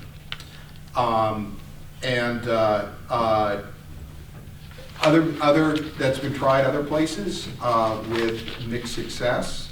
A lot of it is dependent on how the details are run. Carroll's familiar with, and I'm certainly familiar with a New Hampshire project that was called Fast Roads, where it was open access, and I would say it did not work out. Yeah, the early days of Project Utopia in Utah would be another example. And so from our perspective, I think the benefits are still there, but we've modified the model. So we took a page from the way electricity works in Maine, where there's a standard offer. So there's an ISP that commits to sell to everyone at a given price in terms and conditions. And then other ISPs can get on the network, but you've always got someone who's made the commitment to be the standard offer provider. Why I think that model works is you know you're going to have service, you know what it's going to be, you're going to know there's a price, you know that everyone who's on the network is going to be able to get service, but at the same time you have at least the specter of competition there to keep people honest, and the ability of the town to, if things get really bad, say, you know what, we're going to bring in other people. So you get vendor diversity, but you don't necessarily get service diversity. It depends, absolutely, and it depends, but you certainly don't get route diversity. Yeah, right. Because you don't have two sets of fiber, so everybody's using the same route. If a pickup truck takes out that telephone pole, everybody goes down. If you make dark fiber available, different providers are using different equipment, so you get a fair amount of service diversity. And if it's lit service, really the only diversity is in customer support and billing and marketing. So, but it's a heck of a lot better than no diversity at all, and particularly with the dark fiber. So the prices you have in Maine now for service, and particularly for businesses, are equivalent to what you get in a major metropolitan district. Good, hold on. Call me again. It might or might not be in the same vein of thought. I thought I heard the original question, if you had many towns wanting to join bonds or whatever. For the sake of clarity, I'm suspecting the effort up in the North Country to get Carroll County to get this going. I think most towns know if they want broadband or not, and they're willing to push for it, trying to support it. The bill that was signed by Sununu this year, Senate Bill 103, manifested in RSA 53, basically allows multi-town bonding. But the year before, Senate Bill 170 allows each town. So you don't really need another entity to tell you whether you can join somebody else to create a broadband entity. You could have multiple towns, or at least two towns, on both statutes. This year's statute allows all of you to get together. So now the query about, well, whether you're using dark and light fiber, or first of all, if you're using leased lines from Spectrum or from Atlantic or from Consumer Communication, should be moot. It should be, what do the towns want to do? The state of New Hampshire's finally released the chain. Get the towns moving on it. And I thank you for your time. Jerry? All right, go ahead, Carroll. I just wanted to comment on it, and maybe it's Yeah, the go. same thing you're gonna say, is that, so in this year's legislation, there's a new bill that's going in to look at, take that one step further, to create communication districts, similar to Vermont, but not the same, because New Hampshire's rules are different. And it happens to be, if I have the number here, 20-2811 is the current LSR for that. And so what that will do is allow the towns not only to get together and bond, but really to create an entity like a sewer district or a water district that has its own municipal rights in itself, right? So that you can accept federal funds, you can accept investment opportunities, and you can sign contracts, and you can outsource to an entity to operate your network. You can do all of that as a district. So instead of being these towns that have gotten together and then try and split up, okay, you bond for 10 million, and you bond for 3 million, and you bond for 1 million, and who's going to be responsible for what? This creates a district that all of that comes together through one entity called like a municipality, like a water district or a sewer district. And so we saw what we did last year, and the concern was, okay, how does that actually work when each town is now liable, right? In this case, the district is liable. And Carol, can I ask quickly, so they could do revenue bonds, which would not backed by the towns. Yeah. And they can do revenue. The district can do revenue. The district can do revenue bonds. Okay, and under New Hampshire rules, would those revenue bonds be treated as municipal bonds with the tax advantages? Yes. Not that you need any tax advantages in New Hampshire, if you did. Yes, they would. Okay. And so yes, they would. And New Hampshire doesn't have an income tax, so. Yeah. So yeah, right. Yeah, so on a this federal is more of an basis, issue for that us. would be. Since we have the highest rate of the nation. So if you want to take a look at that, we'll talk more about it later, and there'll be some sessions, of course, in the upper here to get the legislators together to talk about it, so that we have some broad support for it as it goes through. But I think it's one way to sort of have a meaningful entity that takes responsibility for it as a whole. And that seems to work in other places, and that's excellent. And hopefully that same LSA will come up. It's already been passed under this year's law. That I'll quote the statute. Any agreement entered under RSA 53-A subsection 3 shall specify. A town like Moultonboro wants to know, we've been a cash cow for a lot of towns. Now, our governing body, our select board, is fantastic. First questions out of their mouths is, who's trying to dip into our pockets now? No. And I don't believe that to be the case for this effort. But to your point, it's already established law in the state of New Hampshire. Any agreement entered under RSA 53-A subsection 3 shall specify each participating public agency's proportionate share of the debt represented by any jointly issued bond or note. So we can tell our governing body, our select board, no. You go into these bonds with whomever, the county or any other town. It has to be specified what we as taxpayers are on the hook for. Thank you. And it's 53, it'll be 53G is what this new language coming up for this year. Under which statute? Under 53, RSA 53? RSA 53. Yeah, because it stops at D right now. Yep. Thank you, ma'am. I'd just like to say one thing here, even though we only meet once a month or so. Okay, Steve, Carroll has been involved, Senator Bradley, Jerry. We have been working on all kinds of things, especially in the legislative hurdles aspect. And we've got 5 pieces of legislation that we're working to get into the process for this year. Great job. So, and with that said, Jerry has a question. A very short foray back into the weeds relative to what Paul was laying out for that time frame of the RFI to the ISPs and then moving on to the crowdsourcing. I guess the question is, could we just move straight to the crowdsourcing Or should we still proceed along with the RFI to the ISPs, which may take some time, particularly if they refuse and so on? And so I wonder what your thoughts are and what your thoughts are. Could we just move straight to crowdsourcing for the data?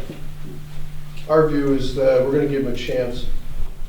We did the same thing with the wireless carriers, wrote them a letter and said, here's our maps that we did with you, come visit. And I think the statute says 2 months, if I recall, 60 days. Well, there was no, I don't know what the statute was. We just, we went out and put phones in police cars and mapped all the wireless stuff in town. We sent a note to the carriers, we sent right to the CEOs and said, here's what we did. Come on in and bring your maps and let's have a chat. And we've heard from everyone but for one. And our objective was to give everybody a chance to speak. We're going to do the same. We did the same thing with Consolidated, and we did the same thing with Atlantic Broadband. We said we don't have your maps, but we're hearing some stuff. Why don't you come on in and chat with us and tell us if you're going to put capital into our town?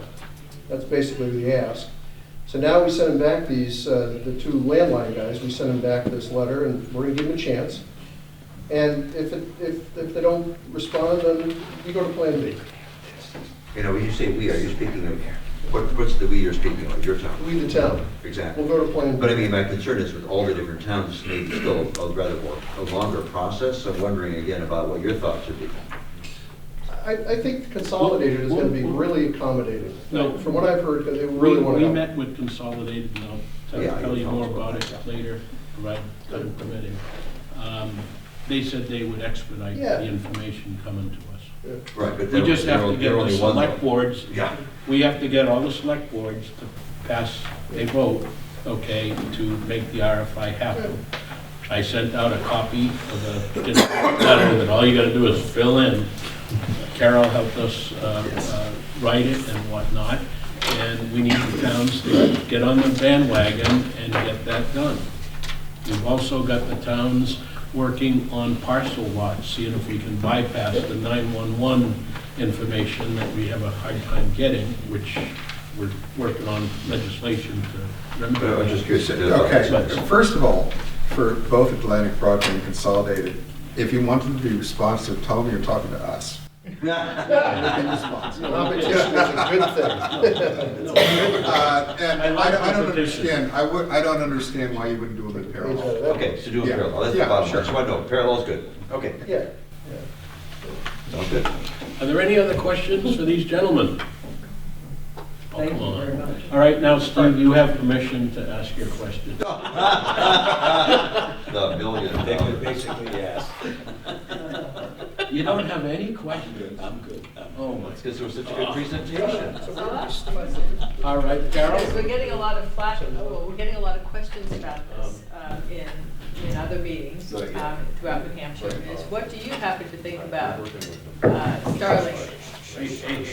Elon Musk's low-level satellite. I think it's going to be really interesting to see how it plays out. Interesting. The fact is, no one. I mean,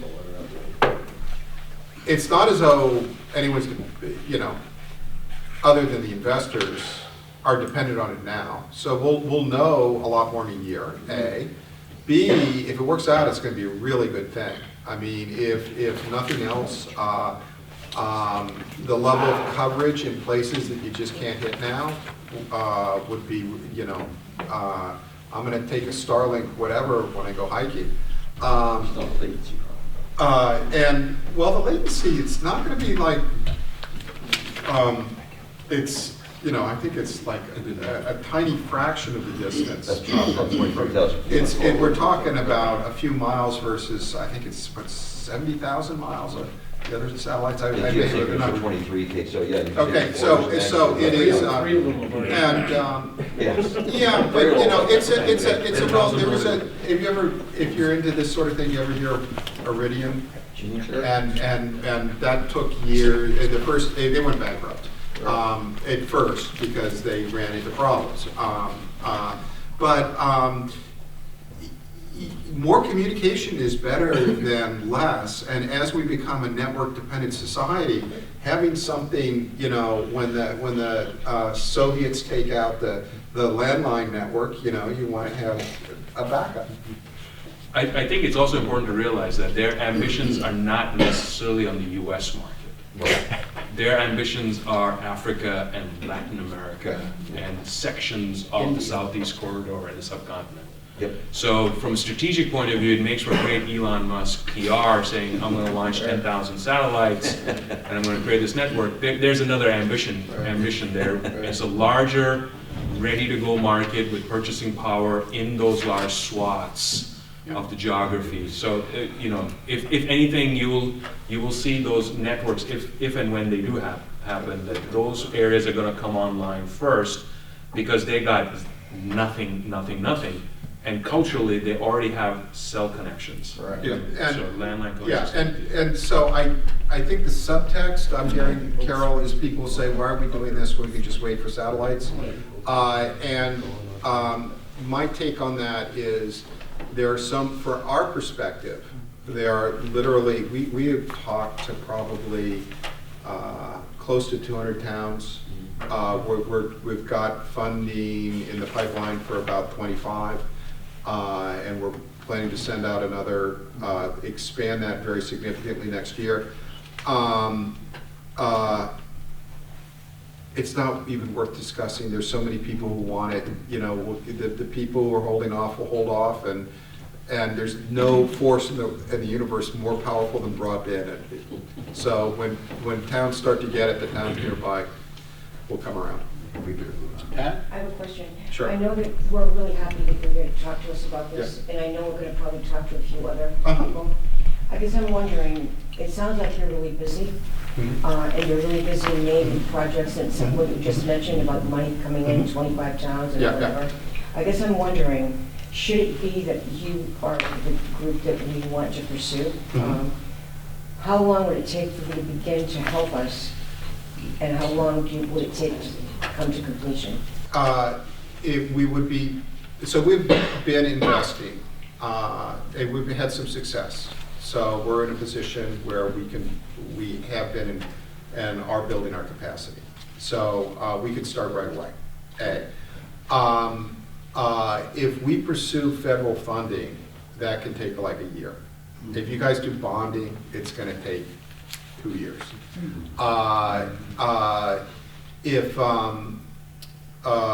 And then once you have the money, it's pretty quick. I think we have the resources to move a little, in some ways, quicker than ValleyNet. Though ValleyNet has gotten very efficient, but in the early days, they had to work things out. There is a problem in New Hampshire that I don't trust in Vermont and Maine, what happened is people started to do this and they learned that state regulatory apparatus was not supportive. You don't have that, and in both cases, there was a major push, multi-year legislative push. We got the rules changed, the laws changed, the rules changed, and things are better now. Wouldn't you agree? In Vermont and Maine. Yes. In New Hampshire, you're nowhere on that. We're working on it. Okay, well, good. Well, if you are, so we really want to expand in New Hampshire. We want to get out of Maine. That's one of the reasons I love the ValleyNet board, because it worked really well when they were in Vermont and we were in Maine, and New Hampshire was in the middle. But now ValleyNet's moving into New Hampshire, and we're moving into New Hampshire. They're coming in on the western border, we're coming on the eastern. We get along very well, and we actually cooperate rather than compete. But we're really interested, and we would like to help if you're going to do that. We learned what didn't work, and would love to help if you're going to do something about pole attachments. That's the issue. Yeah. It's pole attachments. Yeah. So that's so unless we get screwed on pole attachments, it's 18 months. That's the issue. Yeah. All right, we have 20 minutes left to our meeting, and I would like to thank Kerem. No, thank you for having us.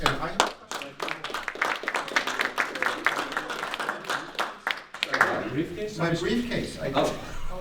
Oh, it's over there? Okay, good. It got moved around. Denise is over there rummaging through it. As soon as I get We will. Good job. Okay. Thank you. That was Thanks for everything. This is a lot of fun. Thank you. Thank you for coming. Thanks for having us. Thank you. Thank you so much. All right, I have a sign-in sheet here. Is there anybody? All right, well, we should, yeah, no, I know that. Please pass it around. Is there anybody who did not sign the signing sheet? Bless you. Okay, moving on. Grant updates. We're in the process of feasibility study, gathering information. All of you have been emailed requests to talk to your assessor in your towns to gather lot information from the assessing software, Avatar and whatnot. We also would like a count of your municipal buildings in town, the library, schools, public works, police, fire, that would possibly need internet connections. We've also sent out the request for the RFIs, request for information. We need these requests to go through your Board of Selectmen. They have to be voted on. I sent you sample letters that you can just fill out, put on your letterhead for your town, and send them out. Certified mail is the preferred method. So I'd just like to remind everybody that that needs to be done.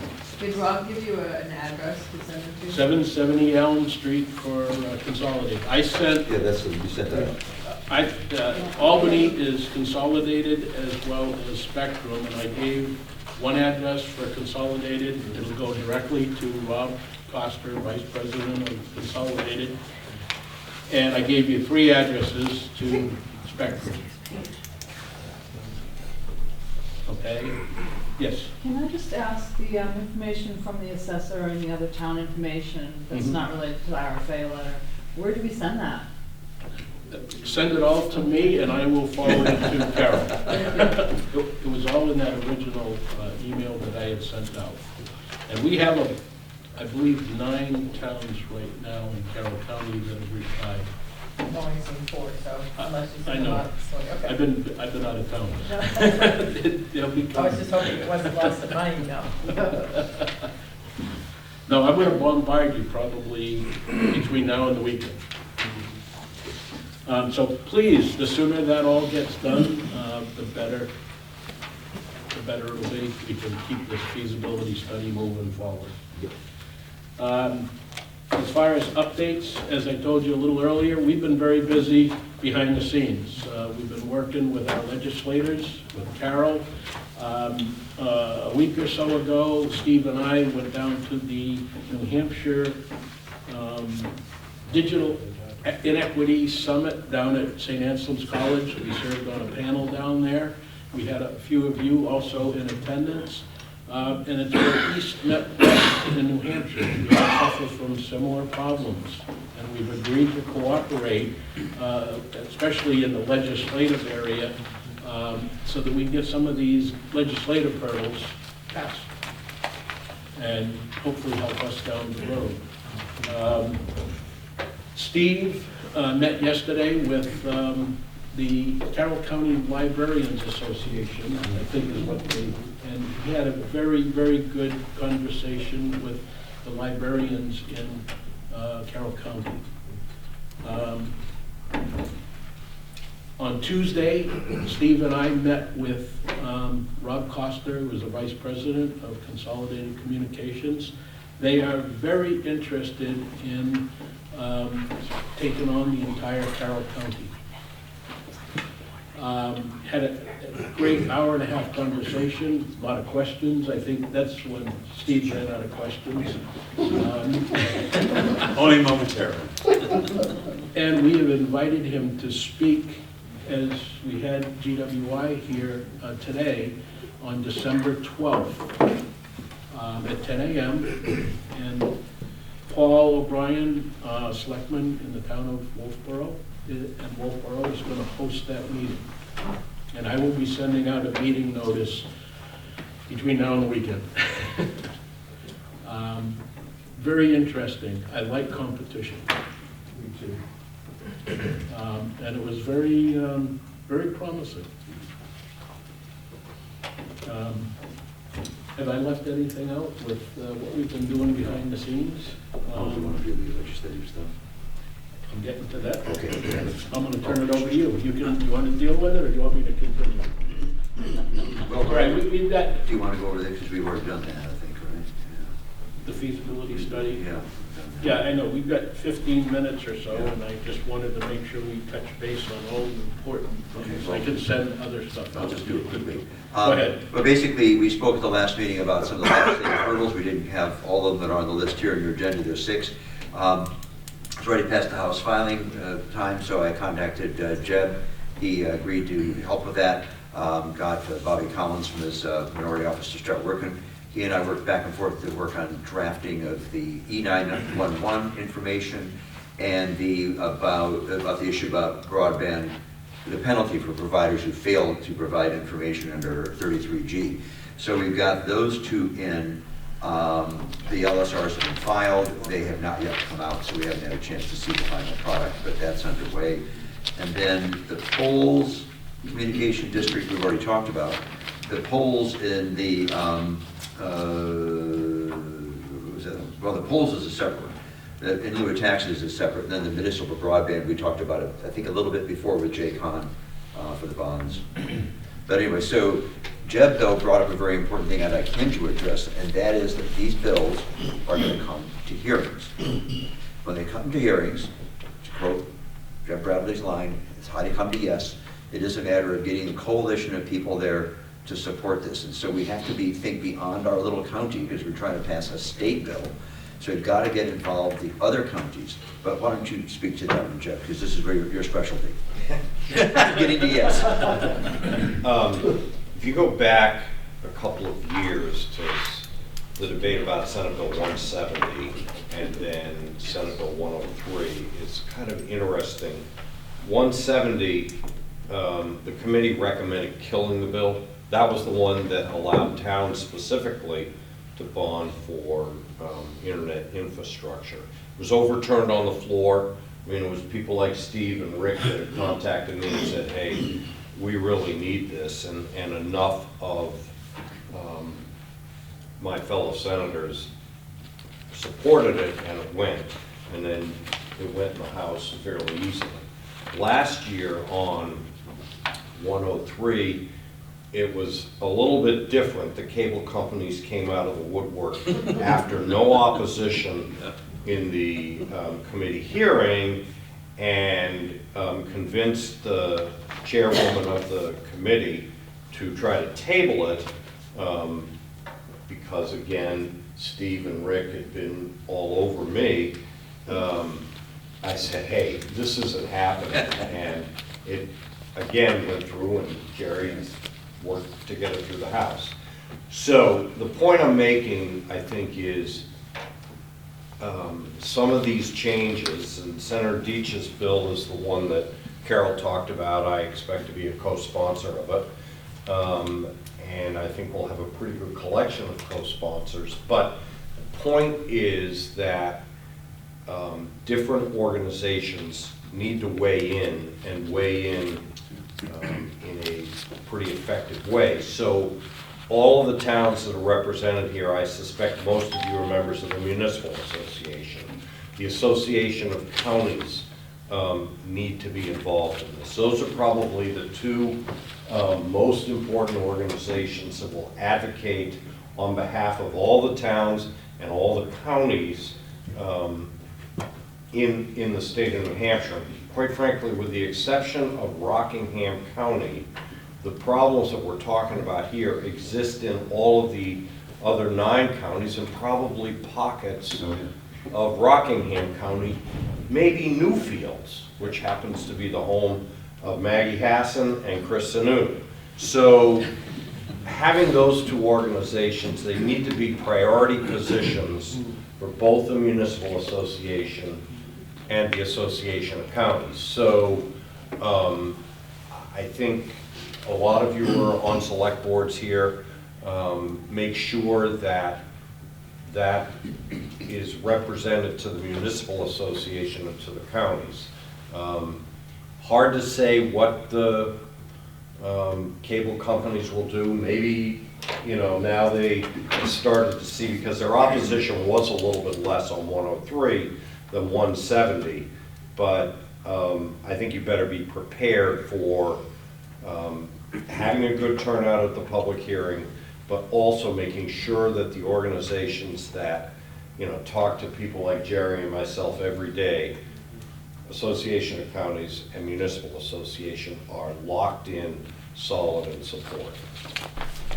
I always like to publicly thank Senator Bradley for making sure that Senate Bill 103 didn't get tabled in the study. It was forced to the Senate for a vote, which passed. And I want to publicly thank you, Senator, for that support.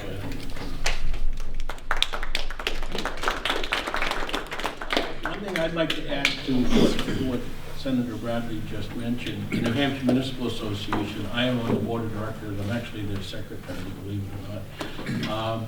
Margaret Burns and Cordell Johnson last year, when Senate Bill 103 was almost going to be tabled and whatnot, they actually wrote the amending legislation for that finally passed. It went from a sentence about this long to, I think it was 6 pages.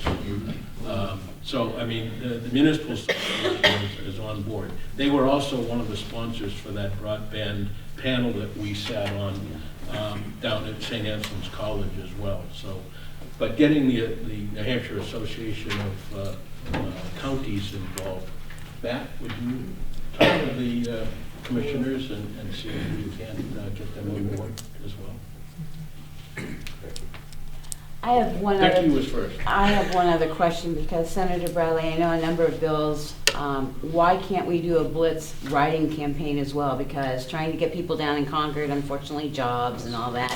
Can we not elicit our library and our websites to? I mean, to people hit like- every legislator, Yeah, not just and ours? our emails are all online at the state website, you know, contacting individual House members and senators. So it would should behoove us absolutely to do. all go back to our towns as well and Yes. get our public people on board to blitz.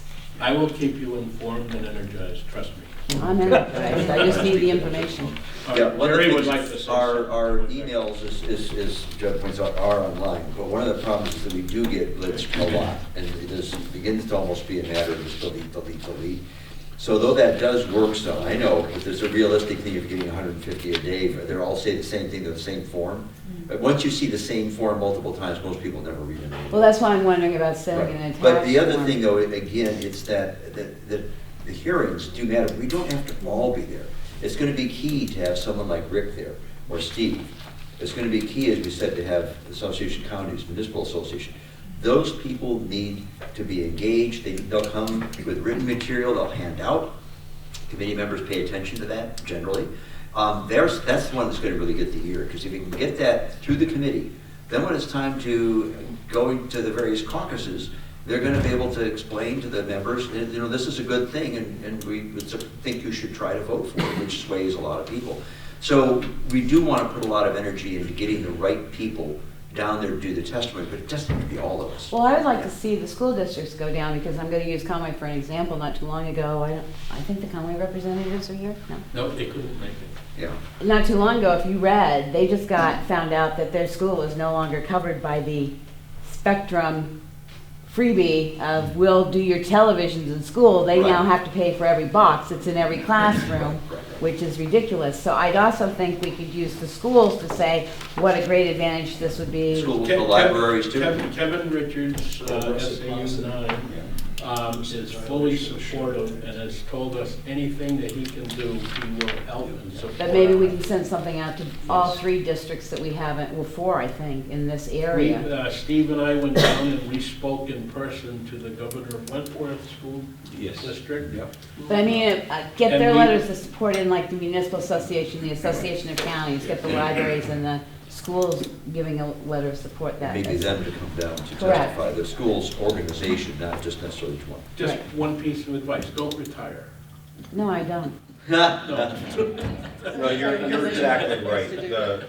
I'm not sure there's an association of librarians. Yes, Yes, there there is. is. Their support would be helpful, and when I talked about counties and municipal association, I should have mentioned the Association of New Hampshire School Boards. Yeah. Because they would be another, Yeah. top flight organization that is gonna do And in New exactly Hampshire, what you say. I'm gonna do one more, the New Hampshire Medical Association, because Yes. telemedicine is Yes. here, many of our people can't use it, so I think if we could get somebody from the. Yes, I can handle that.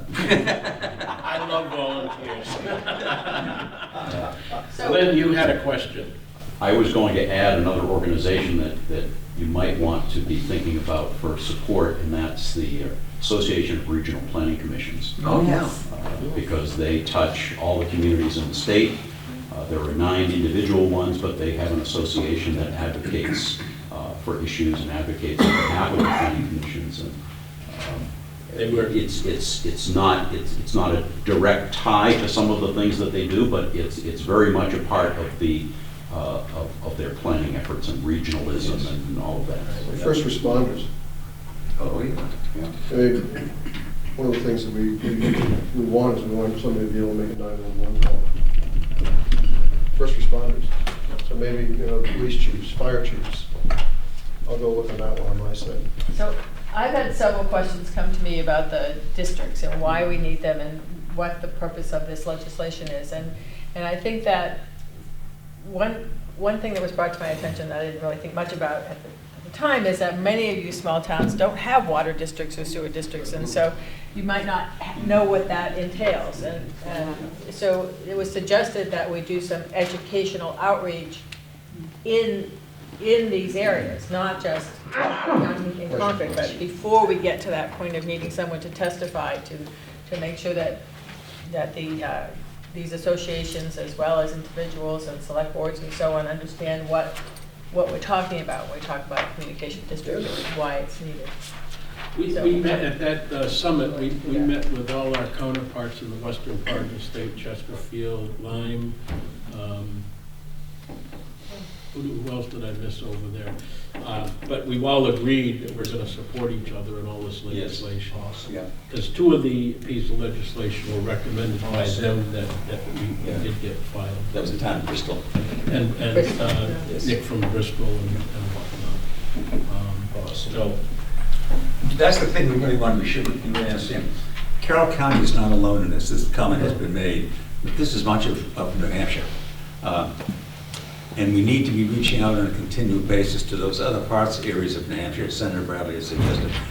The votes can be there, and we cannot carry this fight alone, but we're all in that same boat. And the thing is to reach out to these others and gather that support at the legislative level. And we can do a lot better in numbers. I mean, that's why I think we're getting the recognition and whatnot that we're getting, is because we're doing it as a large group. We're getting people's attention, and we're serious. Yes, the gentleman on that. Yes, sir. Just clarification on the same on possible legislation changes. Will the term unserved versus underserved be addressed as, for instance, the House Bill 170, and only targets the University of New Hampshire? We've got the guy there that invented cable modem sitting on the coast. He's running the Center of Excellence for Broadband. I haven't heard his name used yet in any of your documentation. The guy's a PhD. He invented the cable box. He's right there, UNH. We spoke with him at one of Broadband. We had him at one of our first workshops. Did you? I appreciate that. But no, I mean, this is where a lot of this. I can't live without broadband, but when I don't see underserved there, I'm getting 120 minutes on the broadband. I've brought that term up several times. And yeah, I don't see it in the statute though. It will bring the cable companies and communication companies out of the woodwork to beat down. But it'll bring the lawyers out of the woodwork as soon as a town says we're going to pass a bond that says we're going to go ahead and try to get anything below 25 minutes. With regard to, SB 103 that was passed last year, okay, and the wording that you brought up, what happens after that 2 months? We're trying to rectify that at this point. Do you penalize them? No, they're going to take you to court and just thumb their nose at you and say, take us to court. Exactly. No, let's hit them where it hurts, okay? I believe the legislation that's being proposed. It just declares it unserved. Yeah. Okay, as long as it's, I thank you for your time and effort, by the way. We move forward. And I think that 5 years ago, 10 years ago, when we were doing VTOP and all the AAR aid money was flowing.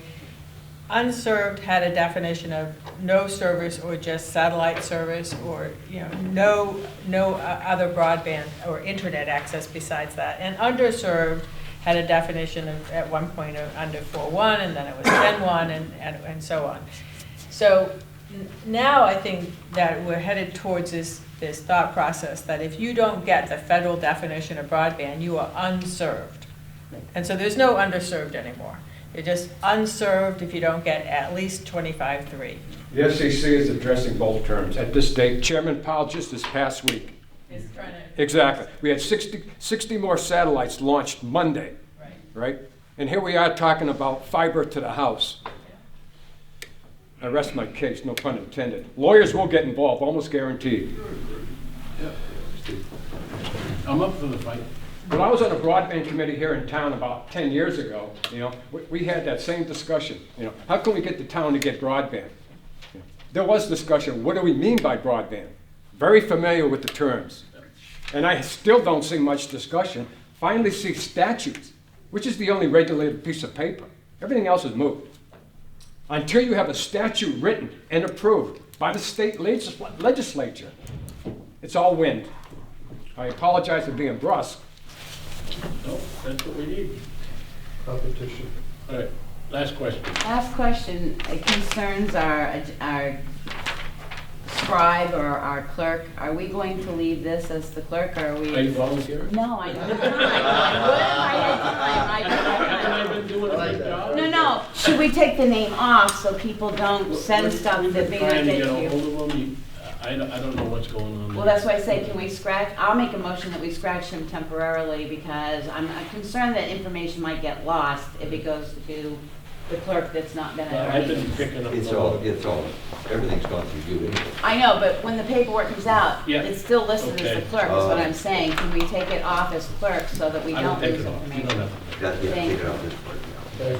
Just remember, we're going to have a meeting in December. It's going to be on the 12th of December. It's a Thursday at 10 a.m., which is what everybody decided a few meetings ago. Paul O'Brien has been kind enough to arrange with the town of Wolfeboro, and we're going to have it there at the town hall.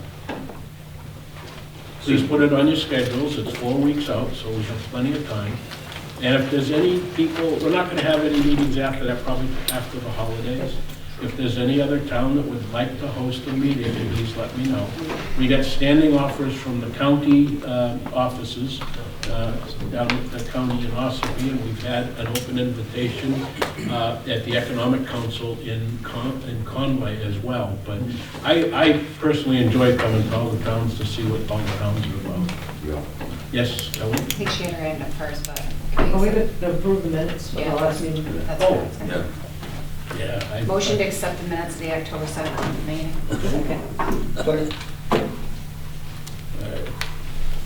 Hold on, the secretary's got to get all this. Motion's been made and seconded. All right, any discussion, errors or omissions? Hearing none, I'll call to vote. Everybody in favor of approving the minutes of the last meeting, say aye. Aye. Opposed? No roll call? No roll call, please. Move to adjourn. Second. What's that? You made a motion to adjourn, I second. You don't need it as motion. I got one piece of information here. What's that? All right. Last week, Becky Mason forwarded to Rick and myself an email that she had gotten from Senator Deach, from a Jed Pressgrove, who is with Government Technology Magazine in California. And apparently he had heard about our activity out in California, and he wanted to talk to somebody here about what was going on. I called him. We had a very nice talk. Government Technology Magazine has a national circulation of 77,000 that goes to local governments and so forth. And when we were hanging up after the interview, I said, any chance of getting a copy of the article you're going to be submitting? He says, yes. And he did email it to me, which I will forward to it. He mentions our activity here in Carroll County. I was kind of the forefront of what is going on in New Hampshire and in other parts of the country. We have national recognition of what we're doing. Okay. All right, and then the last thing I would like to say is I'd like to thank Bill Gaspard from the town of Wolfeboro.